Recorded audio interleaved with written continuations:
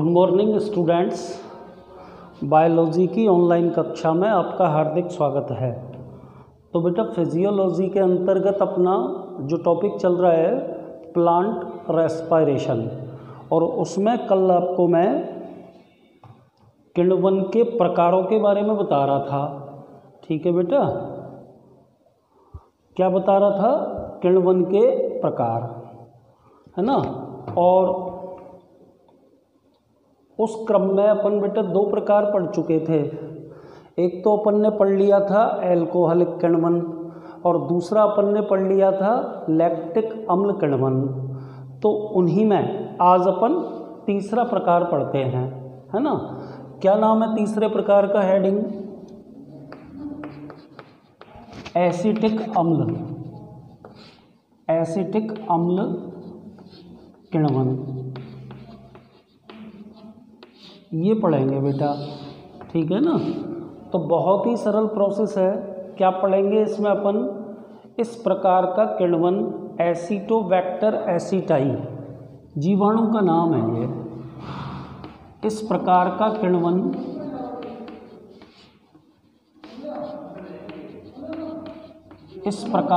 किण्वन क्या नाम बताया मैंने जीवाणु का? एसिटोबैक्टर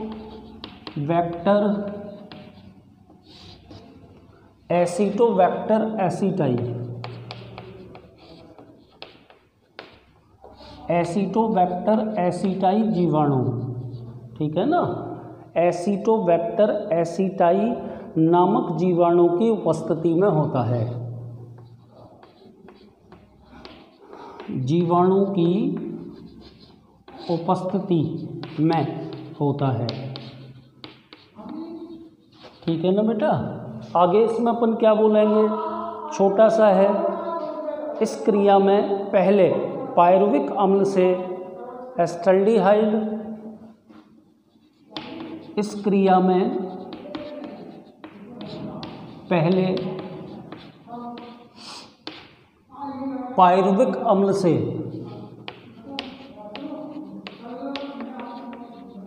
पायरुविक एसिड से एस्टल्डिहाइड यानी कि CH3CHO, ठीक है, तथा बाद में एसिटिक अम्ल बनता है। बाद में क्या बनता है बेटा? एसिटिक अम्ल बनता है। ठीक है ना। तो ये प्रोसेस हो गई एसिटिक अम्ल किण्वन की। चूंकि इस प्रक्रिया के अंदर सबसे बाद में एसिटिक अम्ल बनता है, अतः इस प्रकार के किण्वन का नाम अपन ने क्या बोल दिया? एसिटिक अम्ल किण्वन। अभिक्रिया को लिखते हैं CH3COCOOH। ठीक है ना। ये तो अपन ने फॉर्मूला लिख दिया पायरुविक एसिड का। तो बेटा पायरुविक एसिड से सबसे पहले CH3CHO प्लस निर्माण हो जाएगा किसका? एस्टल्डिहाइड लिख दिया, और गैस निकल गई CO2, एस्टल्डिहाइड प्लस CO2। ठीक है। और दूसरे चरण में एस्टल्डिहाइड से निर्माण होगा भी किसका? CH3COOH यानी कि एसिटिक अम्ल का। और इस क्रिया में जल के दो अणु काम आएंगे। ठीक है। तथा 2H प्लस मुक्त हो जाएंगे। तो ये आपके सामने मैंने एसिटिक अम्ल किण्वन की प्रक्रिया लिख दी। ठीक है ना। किण्वन की प्रक्रिया का प्रकार नंबर 3। एक बार इसे ध्यान से सुन लें, बहुत इजी प्रोसेस है। क्या लिखा है बेटा मैंने? देखो, इस प्रकार का किण्वन एसिटोबैक्टर एसिटाई नामक जीवाणु की उपस्थिति में होता है। इस क्रिया में पहले पायरुविक एसिड से एस्टल्डिहाइड तथा बाद में एस्टल्डिहाइड से एसिटिक अम्ल निर्मित होता है। समीकरण आपके सामने मैंने ब्लैक बोर्ड पे लिख दी। क्या क्या लिखा है? सबसे पहले तो मैंने पायरुविक अम्ल का फॉर्मूला लिखा है। ठीक है, पायरुविक अम्ल के डिकार्बोक्सिलेशन से क्या बना? Acid aldehyde.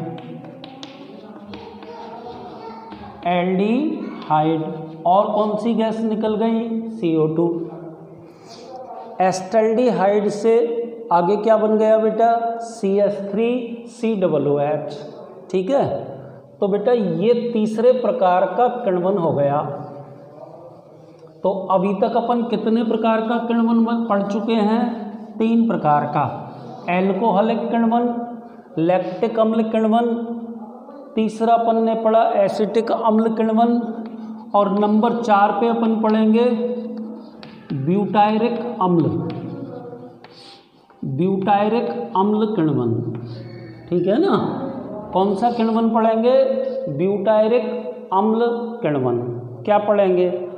यह क्रिया मक्खन में जीवाणुओं द्वारा होती है। यह क्रिया मक्खन में, किसमें बेटा? मक्खन में। किसके द्वारा? जीवाणुओं। मक्खन में जीवाणुओं द्वारा होती है। यह क्रिया मक्खन में जीवाणुओं द्वारा होती है, जिसके कारण मक्खन खट्टा हो जाता है। जिसके कारण मक्खन खट्टा हो जाता है। एक्चुअल में उसमें ब्यूटायरिक अम्ल निर्मित हो जाता है, और ब्यूटायरिक अम्ल के बनने के कारण वो खट्टा हो जाता है। यह किण्वन बैसिलस ब्यूटायरिकस किण्वन की यह क्रिया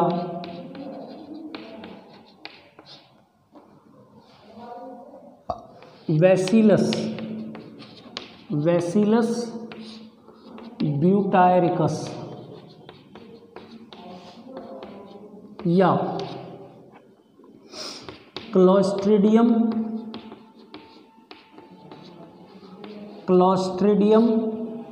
ब्यूटायरिकस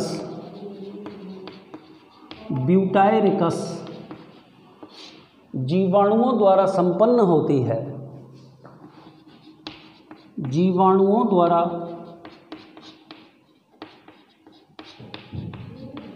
संपन्न होती है। ठीक है ना? तो इसमें अपन ने दोनों जीवाणुओं के नाम लिख दिए बेटा। आगे चलिए।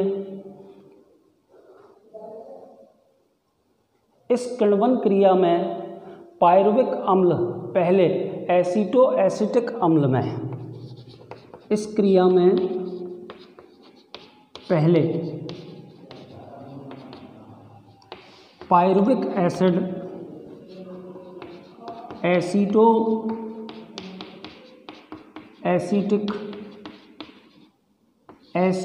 एसिटिक अम्ल में। ठीक है ना? पहले चरण में पायरुविक अम्ल किसमें? एसीटो एसिटिक अम्ल में। तत्पश्चात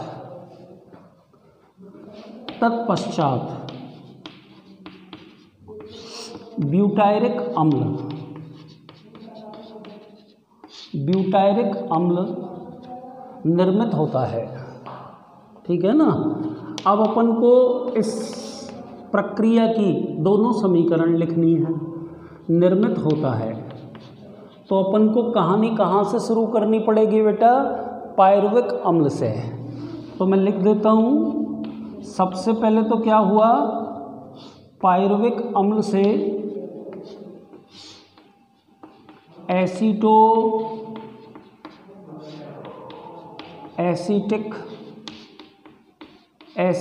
एसिटिक अम्ल बन गया। ठीक है? और दूसरे चरण में एसीटो एसिटिक एसीटो एसिटिक अम्ल से ब्यूटायरिक अम्ल, एसीटो एसिटिक अम्ल से ब्यूटायरिक अम्ल निर्मित हो गया। ठीक है ना, क्या बन गया? ब्यूटायरिक अम्ल। ठीक है ना, तो ये इसके अंतर्गत अपन को 2 समीकरण लिखनी पड़ेंगी। ठीक है, ध्यानपूर्वक देखना। तो क्या लिख देंगे ऊपर? Plus H2O minus CO2। ठीक है, और एसीटो एसिटिक अम्ल से ब्यूटायरिक अम्ल के निर्माण में 4H प्लस माइनस H2O।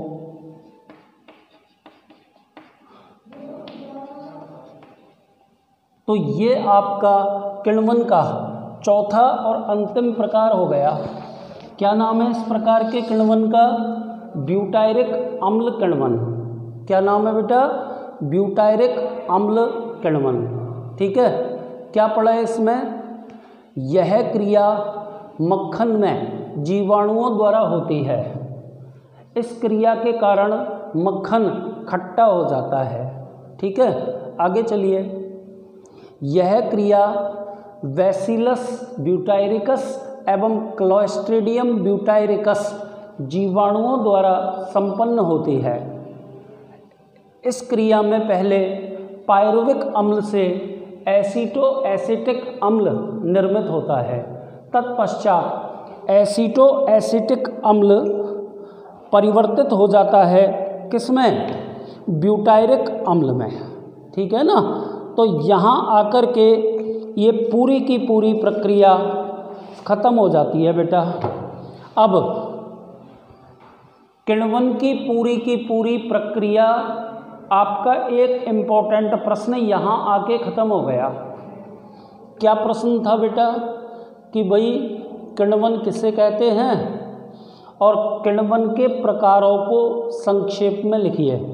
तो बेटा सबसे पहले तो आपको किण्वन की परिभाषा कहनी है।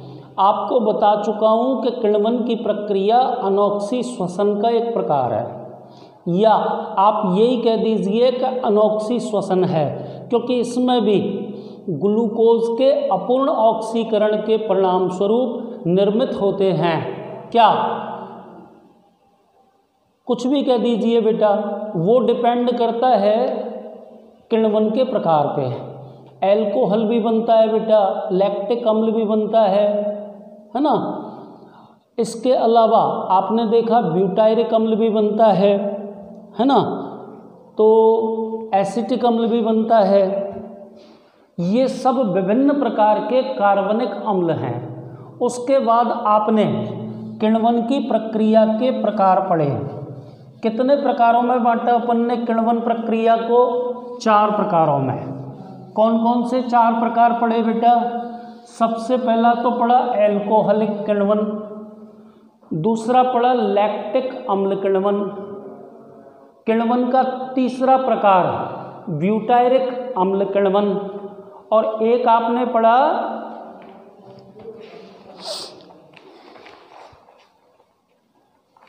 चौथा प्रकार एसिटिक अम्ल किण्वन। ठीक है, तो आपका ये एक टॉपिक किण्वन किसे कहते हैं और किण्वन के प्रकारों को लिखिए, पूरा खत्म हो गया है ना। अब अपन एक हेडिंग बोर्ड पे लिख रहा हूँ मैं, श्वसन स्थल। क्या लिख रहा हूँ बेटा बोर्ड पे? श्वसन स्थल। एक्चुअल में अब अपन ये पढ़ने वाले हैं कि श्वसन की क्रिया के विभिन्न चरण कोशिका में कहाँ कहाँ संपन्न होते हैं। ठीक है, तो वो चीज़ श्वसन स्थल के रूप में व्यक्त की जाएगी। ठीक है, तो देखिए श्वसन की क्रिया का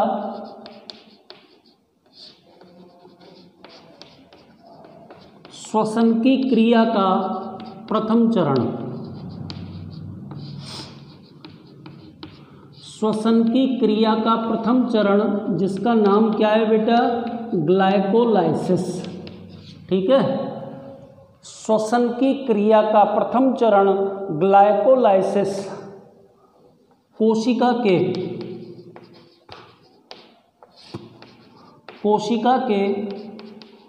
कोशिका द्रव्य में, साइटोप्लाज्म में होता है। ठीक है ना। इस क्रिया के परिणाम स्वरूप इस क्रिया में ऐसे लिख दो,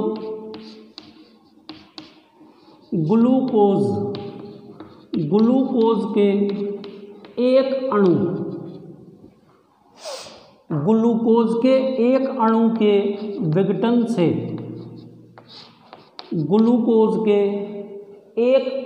विघटन से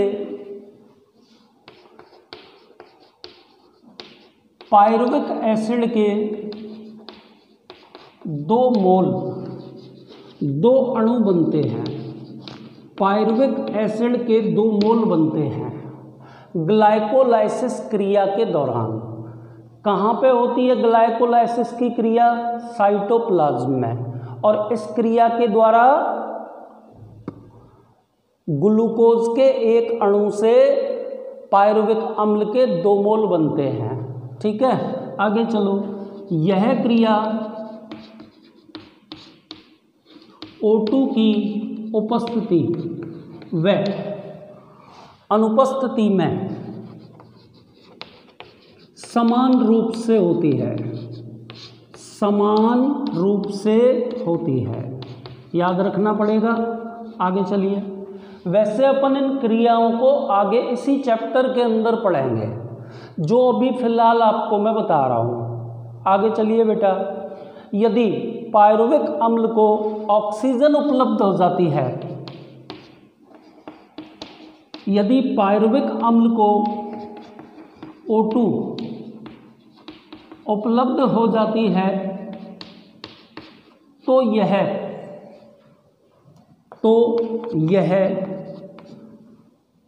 यदि पायरुविक अम्ल को ऑक्सीजन उपलब्ध हो जाती है, तो ये एसिटाइल कोएंजाइम ए में बदलकर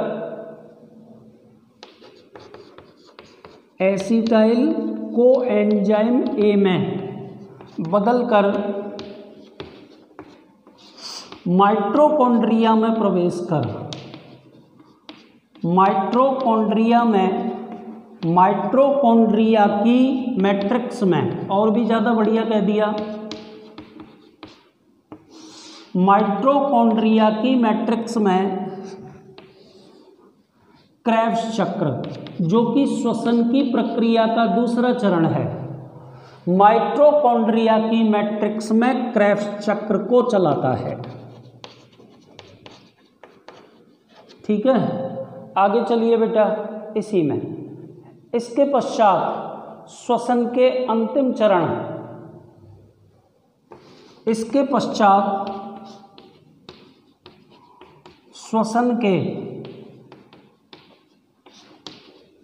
अंतिम चरण को अपन क्या बोलते हैं? ETS, यानी कि इलेक्ट्रॉन परिवहन तंत्र। ETS इलेक्ट्रॉन ट्रांसपोर्ट सिस्टम की क्रिया माइटोकॉन्ड्रिया की ऑक्सीसोम में संपन्न होती है। तो देखो, श्वसन स्थल तीनों के तीनों मैंने आपको बता दिए। एक बार ध्यान से इन सारी बातों को आप सुन लें, ताकि आपको ये समझ में आ जाए।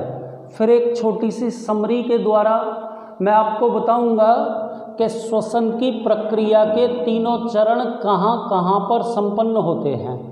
ठीक है बेटा। तो देखिए, श्वसन स्थल, श्वसन की क्रिया का प्रथम चरण कौन सा है? ग्लाइकोलाइसिस। कहाँ पर संपन्न होता है? कोशिका द्रव्य में। आगे चलिए। ग्लाइकोलाइसिस की क्रिया में ग्लूकोज के एक अणु के विघटन से पायरुविक अम्ल के कितने मोल बनते हैं? 2 मोल बनते हैं बेटा। ठीक है ना। यह क्रिया ऑक्सीजन की उपस्थिति और अनुपस्थिति में एक समान रूप से होती है। यदि ग्लाइकोलाइसिस की क्रिया के परिणाम स्वरूप बने पायरुविक अम्ल को, ध्यान से सुनना, ऑक्सीजन उपलब्ध हो जाती है, पायरुविक अम्ल को ऑक्सीजन उपलब्ध हो जाती है, तो उस केस में ध्यान से सुनना, ऑक्सीजन उपलब्ध हो जाती है तो वो एसिटाइल को एंजाइम ए में बदल जाता है और acetyl co enzyme A mitochondria की मैट्रिक्स में श्वसन के दूसरे चरण क्रेब्स चक्र को चलाता है। ठीक है, क्रेब्स चक्र की क्रिया के परिणाम स्वरूप आगे बताऊंगा, अभी तो मैं संक्षेप में कह रहा हूं, विभिन्न उच्च ऊर्जा युक्त अणु जैसे NADH2, FADH2, NADPH2 आदि निर्मित होते हैं। बेटा ये सभी अणु उच्च ऊर्जा युक्त हैं जिनका निर्माण क्रेब्स साइकिल की क्रिया के परिणाम स्वरूप होता है। ठीक है, ये उच्च ऊर्जा युक्त अणु श्वसन की प्रक्रिया के तीसरे चरण यानी कि electron transport system ETS, electron परिवहन तंत्र के द्वारा ऊर्जा का उत्पादन करते हैं। ठीक है ना, तो बेटा इलेक्ट्रॉन ट्रांसपोर्ट सिस्टम की क्रिया कहाँ पर संपन्न होती है? माइटोकॉन्ड्रिया के भीतरी झिल्ली पर पाए जाने वाले ऑक्सीसोम कणों पे। ठीक है ना, भीतर झिल्ली पे क्रिस्टी होते हैं, क्रिस्टी के भीतर ऑक्सीसोम पाए जाते हैं, तो माइटोकॉन्ड्रिया के ऑक्सीसोम। तो बेटा अब एक छोटी सी टेबल मैं आपके सामने बना रहा हूँ और उस छोटी सी टेबल के द्वारा आप बड़े अच्छे से जान लेंगे कि श्वसन की प्रक्रिया के श्वसन स्थल कौन कौन से हैं। देखो इधर तो मैंने लिख दिया टेबल में श्वसन की क्रियाविधि, श्वसन की क्रियाविधि के विभिन्न चरण, एक बात हो गई। और दूसरी तरफ मैं क्या लिख रहा हूँ? श्वसन स्थल, यानी कि ये क्रिया कहाँ पर संपन्न होती है। ठीक है ना, तो पहला जैसे मैंने इसमें लिख दिया बेटा ग्लाइकोलाइसिस, है ना, दूसरा चरण मैंने लिख दिया ग्लाइकोलाइसिस के बाद क्रेब्स साइकिल। आप इन तीनों चरणों को इस पाठ में विस्तार से पढ़ेंगे। और तीसरा मैंने लिख दिया ETS। क्या नाम बताया था ETS का पूरा? इलेक्ट्रॉन परिवहन तंत्र, ये ETS का पूरा नाम है। तो बेटा ग्लाइकोलाइसिस की क्रिया तो कहाँ पे बताई थी मैंने? साइटोप्लाज्म में। साइटोप्लाज्म को हिंदी में क्या बोलते हैं? साइटोप्लाज्म को हिंदी में बोलते हैं बेटा कोशिका द्रव्य। उसके बाद क्रेब्स साइकिल की क्रिया ये कहाँ संपन्न होती है? माइटोकॉन्ड्रिया के मैट्रिक्स में, माइटोकॉन्ड्रिया के मैट्रिक्स में। और इलेक्ट्रॉन परिवहन तंत्र की क्रिया बेटा ऑक्सीसोम, ये भी बेटा माइटोकॉन्ड्रिया की झिल्ली पर पाए जाने वाले, ठीक है ना, ऑक्सीसोम कण हैं। माइटोकॉन्ड्रिया की भीतरी झिल्ली पर पाए जाने वाले सैवरंत कण हैं जिनके अंदर की यह क्रिया संपन्न होती है। तो बेटा आज के इस वीडियो में एक तो अपन ने कल वाला प्रश्न खत्म किया कि भाई किण्वन किसे कहते हैं और किण्वन के प्रकार। तो आज के इस वीडियो में आपको किण्वन के 2 प्रकार बता दिए जो कल शेष रह गए थे। कौन कौन से बताए? एसिटिक अम्ल किण्वन पहला प्रकार, और दूसरा प्रकार कौन सा बताया? ब्यूटायरिक अम्ल किण्वन। ठीक है, और बेटा एक अपन ने आज डिस्कस किया कि श्वसन की प्रक्रिया के विभिन्न चरण, श्वसन की प्रक्रिया के विभिन्न चरण कोशिका में कहाँ कहाँ संपन्न होते हैं।